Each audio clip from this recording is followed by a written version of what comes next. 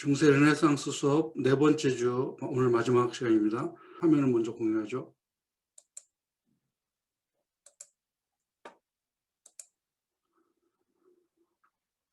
지금까지 제목에 대해서 별로 얘기를 안 했는데 캐노나이제이션이라는 말은 캐톨릭 교회에서 성자로 추대식을 한다. 성자로 올리는 그 행사를 캐노나이제이션이라고 합니다. 시성한다는 거죠. 보통 사람이었는데 그 사람의 어떤 업적이나 그 사람이 이룬 기적이나 이런 걸 다 검토해갖고 성자로 이렇게 추대를 해서 시성식을 갖는 것을 캐노나이제이션이라고 합니다. 그럼 지금 잔다는 세속적인 사랑을 이야기하는데 그들의 사랑을 성자처럼 이렇게 높인다는 의미의 제목을 달았어요. 지금까지 1, 2, 3년을 통하여 자기네들의 사랑이 어떤 사랑이라는 묘사를 계속했습니다. 처음부터 사랑하게 내버려둬라. 그다음에 우리를 부르고 싶은 대로 불러라. 파리로부터 시작해서 마지막에는 피닉스라는 불사조에까지 이르렀습니다. 그 불사조의 그 신비가 뭐냐면 죽었다가 불탄 재 속에서 다시 살아나는 겁니다. 그러면 그 사랑은 계속 부활되고 죽었다 깨어나고 영원한 사랑이라는 개념에서의 불사조를 의미했죠. 그리고 죽는다는 그 다이라는 단어 자체가 어떤 성적인 절정을 의미한다면 몸을 태우면서 죽는 초처럼 우리 몸의 열정을 태우면서 빛을 발하고 우리 사랑을 죽어. 그렇지만 피닉스가 되면은 다시 죽었다가 살아난다는 사랑의 영원성을 말하다가 이제 사연에 이르러서는 죽음은 죽으리라야. 죽음은 또 죽는 대로 좋다라는 말로 시작합니다. We can die by it, if not live by love.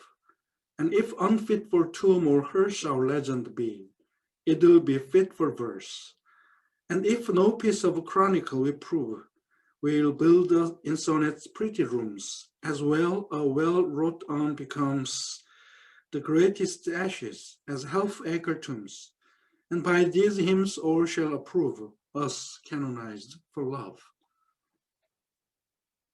자, 사연에 와서는 이제 화자가 피닉스처럼 죽었다 살아났다 하지 않는다. 그냥 죽는다고 한다면 죽음까지도 불사하겠다고 선언을 합니다. 우리가 사랑 때문에 살 수 없다면 사랑으로 죽겠다라는 말을 합니다. 그리고 사연 전체는 죽음 이후에 어떻게 될 것을 또한 이야기합니다. 사랑으로 살지 못한다면 우리는 사랑으로 죽을 수 있으리. 여기서 it는 사랑입니다. 그다음에 29, 30평을 보면 이걸 순서대로 다시 쓰면 어떻게 되냐면 If our legend be unfit for tombs and hearse, it will be fit for verse 라는 말이 됩니다. 여기서 hearse는 운구차라는 의미가 아니고 돈이 많거나 위대한 사람이 죽었을 때 그 무덤 위를 덮는 아주 조각을 많이 한 석조물을 hearse라고 합니다. 거기에 고인을 기념하는 시나 묘비명을 새겨놨습니다. 이제 죽은 후에 그들의 이야기를 레전드, 마치 전설이라는 말로 표현했죠. 그 레전드가 이런 거대한 무덤 장식에 어울리지 않을지는 모르지만 그 이야기는 시는 될 수 있습니다. It will be fit for verse. 시는 될 수 있지 않겠느냐. 시에는 쓸 수 있지 않겠느냐. 이렇게 이야기를 합니다. 다시 그 부분을 보면 우리의 레전드가 이제 주어 동사가 뒤에 나왔어요. 우리의 레전드가 무덤이나 무덤 장식에 어울리지 않는다 할지라도 이것은 시에는 어울리지 않겠느냐. 시로 쓰면. 그래서 세상 사람들의 칭송을 받지 못한 초라한 연인들일지라도 그들의 사랑만은 시에 잘 어울리고 기록할 만한 것이 되리란 믿음을 보여줍니다. 그 다음 행에 보면 같은 개념이 계속되죠. If no piece of chronicle we prove. 우리가 어떤 chronicle 하면 왕들의 기록이거든요. 왕들의 역사를 쓴 것처럼 역대기의 한 페이지로서, 피스 하면 한 조각, 한 일부로서는 어울리지 못한다고 할지라도, prove, 증명되지 못한다 할지라도 우리는 build in sonnets pretty rooms. 소네트에다가 예쁜 방은 지을 수 있지 않겠는가? 지을 거다. 이런 말이죠. 그래서 pretty rooms라고 했는데 rooms라는 그 방이라는 말을 이탈리아어로 뭐라고 하냐면 stanza라고 합니다. 시를 구성하는 하나의 요소잖아요. 1년, 2년, 3년 이렇게 마치 몇 라인씩 딱딱 띄어서 스탠자를 만드는 것을 시의 방을 만드는 것처럼 생각했다고 해서 아마 그 이탈리아의 스탠자를 영시의 용어로 썼을 거예요. 그렇다면 우리가 뭐 역대기 왕의 기록처럼 큰 기록은 될 수 없다고 해도 시에다가 예쁜 스탠자로는 쓸 수 있지 않겠느냐, 방을 만들지는 있지 않겠느냐 하면서 건축의 메타포를 사용해갖고 거대한 무덤을 짓고 무덤에 대리석 장식을 짓지는 못해도 우리는 시 속에 어울리는 사랑이 될 것이다. 그래서 시 속에다가 다른 건 못 지어도 룸, 스탠자로 예쁘게 짓지는 않겠느냐. 이런 자신들의 이야기를 시로 남기겠다는 뜻을 말합니다. 그 다음에 as well a well wrought on becomes the greatest ashes. as half-acre tombs 이제 그 다음으로 넘어가는데 여기까지만 하면 그 다음 동등 비교인 as를 사용해서 잘 만들어진 유골단지, 여기서 earn 하면 이게 항아리거든요. 그러면 잘 만들어진 항아리가 greatest ashes, 위대한 사람이 죽어서 남긴 재에 어울리는 것처럼 이렇게 말을 했어요. 그러면 유골단지를 잘 만들어 놓은 게 있어, 이쁘게. 그럼 거기에는 위대한 사람의 그 재를 담아 놓는데 어울릴 거다. 근데 그것이 무엇처럼 그렇게 어울린다는 뜻이냐면 half acre 사이즈의 무덤, half acre 사이즈의 무덤이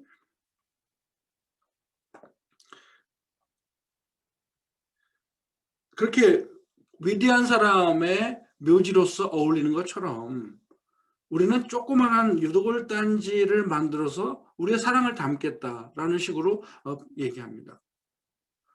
다시 말하면 동등비교인 as를 사용하여 잘 만들어진 유골단지를 반 에이커 되는 큰 무덤과 같다고 비교를 합니다.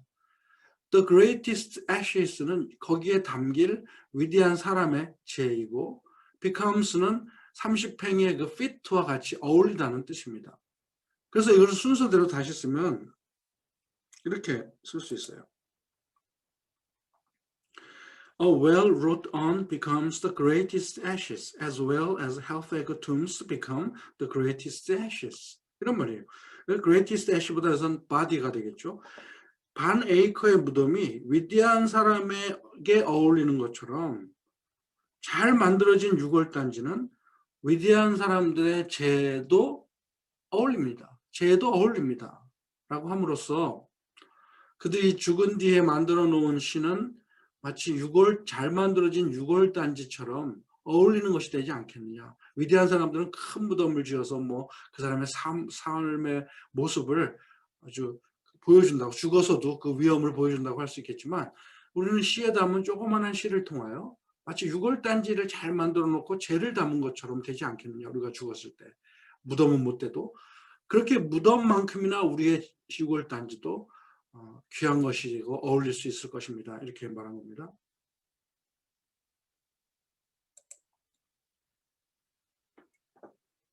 그렇게 하면서 And by these hymns all shall approve us canonized for love. 그러면서 그들의 사랑 이야기는 이제 찬송이 되는 거예요. 찬송시가. 시를 썼다고 했으니까 사랑 이야기가 찬송시가 되고 이 찬송시는 종교적인 의미를 갖고 있죠. 이 찬송시로 인하여 모든 사람들은 우리가 사랑의 성자가 되었음을 인정할 것이다. approve 할 것이다. 그 시를 읽어보니까 이 사람들은 정말 위대한 사랑을 했구나. 그래서 그들은 세속적 사랑의 위대한 성자가 될 만해 라고 인정할 것이다. 그래서 우리의 세속적 사랑은 거룩하게 되고 사람들은 그것으로 우리를 us canonize for love, 사랑 때문에 시성이 됐다, 성자가 되었다라고 할 것입니다.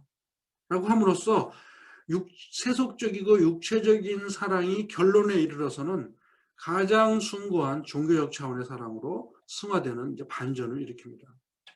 처음에 사랑에 대해서 간섭하지 말고 입 다물라고 했던 화자는 모든 연인들에게 이제 사랑이 이루어지도록 기도하게 만드는 성자가 되는 거예요. 캐톨릭에서 성자가 됐다는 말은 뭐냐면 그 똑같은 일을 원하는 사람들이 그들을 향하여 기도하라는 의미가 있거든요.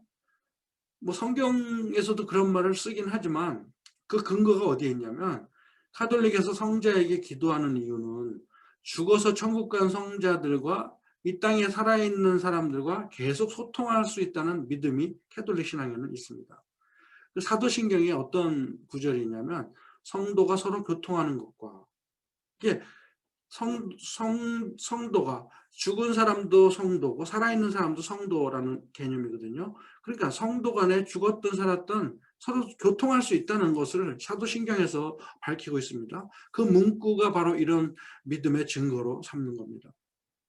따라서 죽은 자들에게 기도하는 것은 성도의 교제를 계속한다는 뜻이 되죠.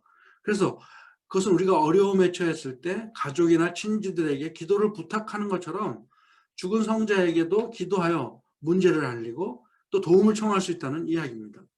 또 천국에서 하나님과 함께 살고 있는 이 땅에서 살던 성자들은 하늘에서 이 땅에 살아있는 자들이 올린 기도를 바로 하나님에게 전달할 수 있다고 또 믿는 신앙이 있습니다. 전다는 세속적 사랑을 종교적이고 거룩한 사랑으로 승화시키면서 두 사랑의 경계, 그러니까 세속적인 사랑과 천국의 사랑의 경계를 허무는 형이상학적인 통합을 시도합니다.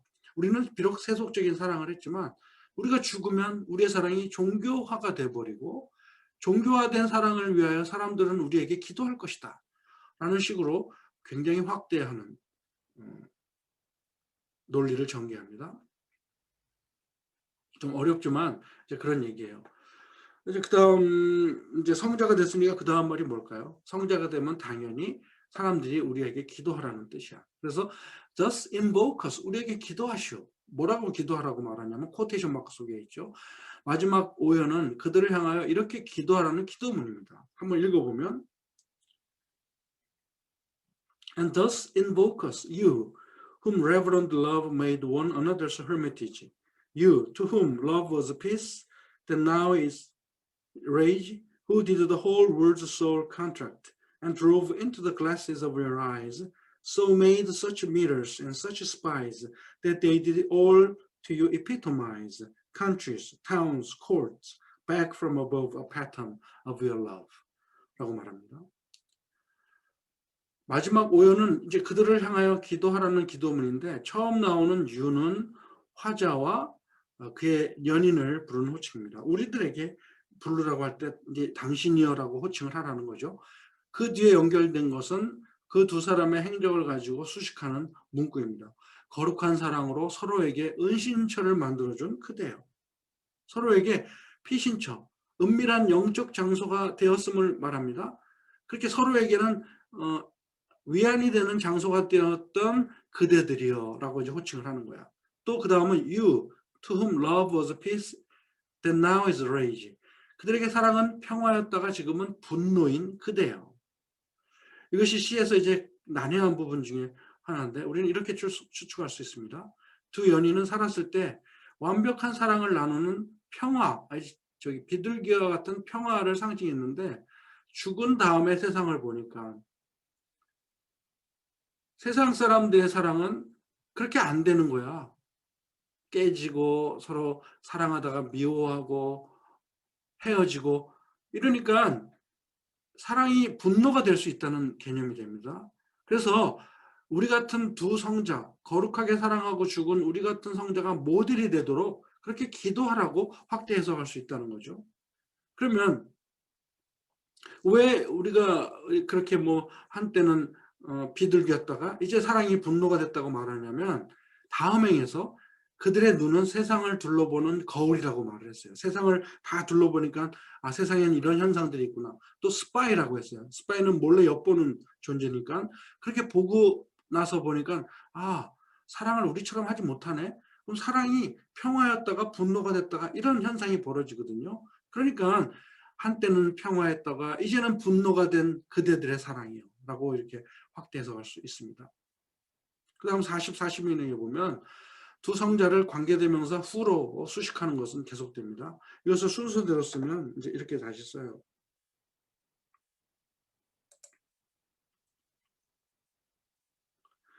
Who did contract the whole world's soul and drove into the glasses of your eyes? 뭐냐면 온 세상의 영혼을 압축하여 당신들 눈의 거울 속으로 이끌고 들어갔던 사람들. 당신들은 누구냐면 온 세상의 영혼을 압축하여 당신들 거울 속으로 눈이라는 거울 속으로 끌고 갔던 사람들. 그래서 그 눈으로 모든 세상을 볼 수 있다.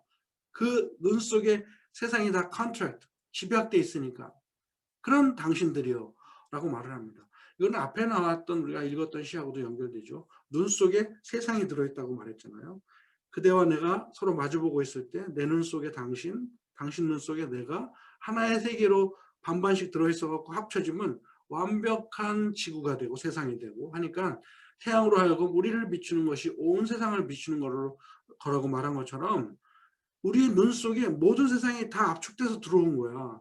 그렇게 했던 당신들이요라고 계속 그들을 호칭하라는 뜻입니다. 그다음에 42, 44 내용을 보면 이제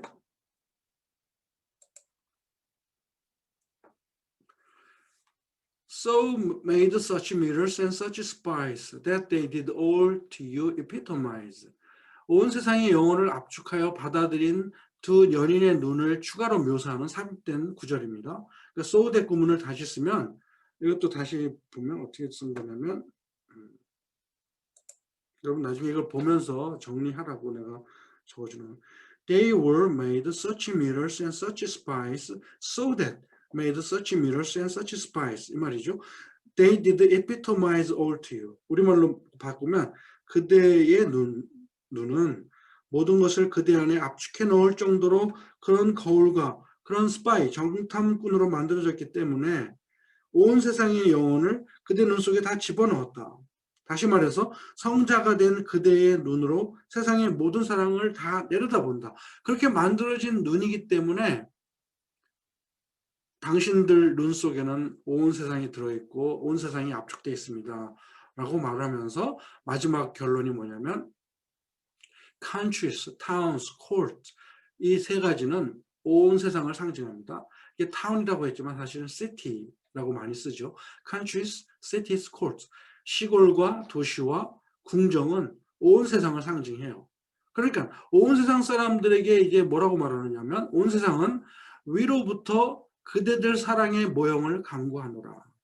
당신들이 그렇게 아름다운 사랑을 하고 시를 남기고 하늘나라에 갔는데 당신들이 남긴 시가 찬송이 돼서 당신들은 성자가 되고 우리들은 그걸 읽고 기도를 합니다. 그런 사랑을 우리에게 달라고. 그런 사랑의 패턴, 그런 사랑의 모형을 우리에게 달라고 우리는 기도합니다. 라고 우리가 성자가 됐으니까 우리를 향하여 기도를 하시오. 세상에 사랑을 하는 사람들이요. 라고 하면서 자신들의 사랑을 성자의 차원으로 넘깁니다. 이 시는 형이상학파 시에서도 가장 많이 언급되는 대표적인 작품 중에 하나인데 굉장히 어려워요. 대화체 형식의 그 논쟁과 논리적 전개가 들어있는데 이것은 극적인 상황을 만들어내고 비교할 수 없는 것들을 강제로 결합해갖고 형이상학적인 기상, 메타피지컬한 컨시트를 또 창조해냅니다. 또 긴 논리적인 사유 뒤에 결론적으로 두 연인의 그 육체적 사랑을 피닉스 다음에 성자로까지 높임으로써 두 영혼을 하나로 합치고 세속적 사랑과 종교적 사랑이 하나로 합쳐지는 형이상학적 시의 본질적인 어떤 사상과 감정의 통합을 완성한다고 볼 수 있습니다. 이 시가 어렵지만 여러분들이 번역한 내용들을 자세히 참고하면서 하나씩 읽어보면 영어 공부하는 데 많이 도움이 될 것입니다. 자, 그러면 이 시를 한번 들어보고 오늘 수업을 마치겠습니다. The Canonization by John Donne. For God's sake, hold your tongue and let me love, or chide my palsy or my gout, my 5 gray hairs or ruin fortune's lout. With wealth your state, your mind with arts improve. Take you a course, get you a place, observe his honor or his grace. Or the king's real or his stamped face, contemplate what you will approve. So you will let me love. Alas, alas, who's injured by my love? What merchant ships have my sighs drowned? Who says my tears have overflowed his ground?